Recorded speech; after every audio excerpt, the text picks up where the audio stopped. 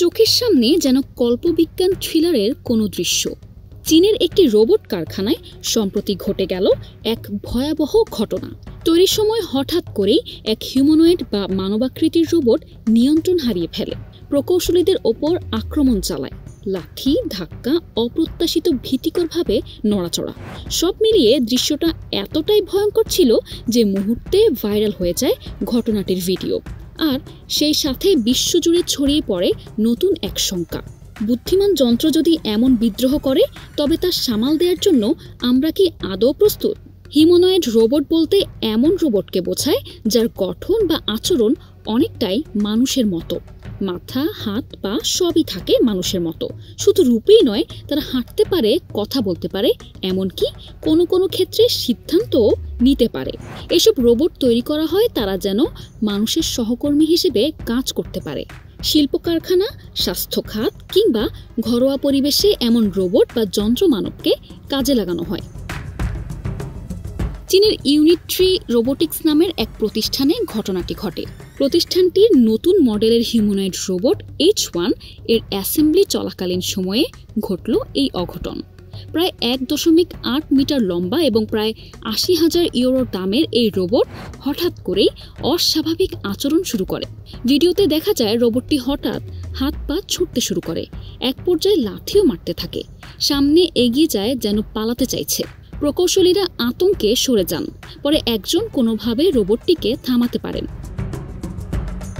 প্রোগ্রামিংয়ের ভুল নাকি অন্য কিছু? এবার সে প্রশ্ন উঠেছে। প্রাথমিকভাবে মনে করা হচ্ছে এটি একটি কোডিং ভুলের ফল।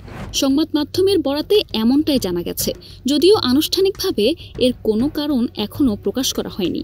তাই বলে থেমেনি সামাজিক মাধ্যম। এ নিয়ে জল্পনা কল্পনার সুনামি চলছে সেখানে।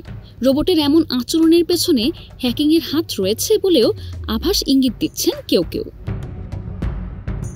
H1 নামের রোবটটি উন্নত অ্যালগরিদম ব্যবহার করে, আশেপাশের পরিবেশ বুঝে কাজ করে। কিন্তু ঠিক এই জটিলতা থেকেই বের হয়ে আসে ভয়ের বিষয়।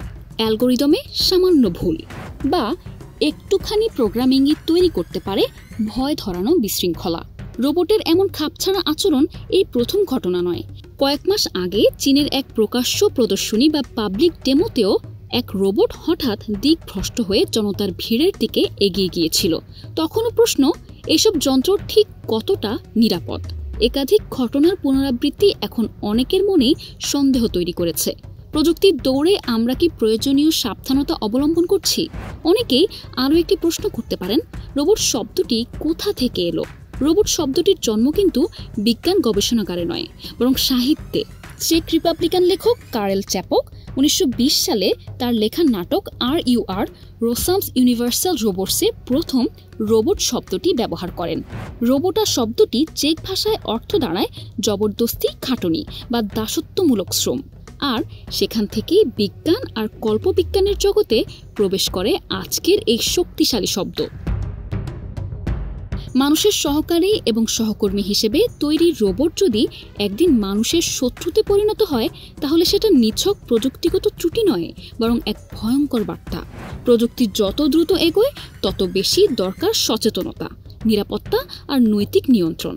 কারণ যদি যন্ত্র মানবতা ভুলে যায়, তাহলে মানুষই হয়তো একদিন যন্ত্রের কাছে পরাজিত হবে।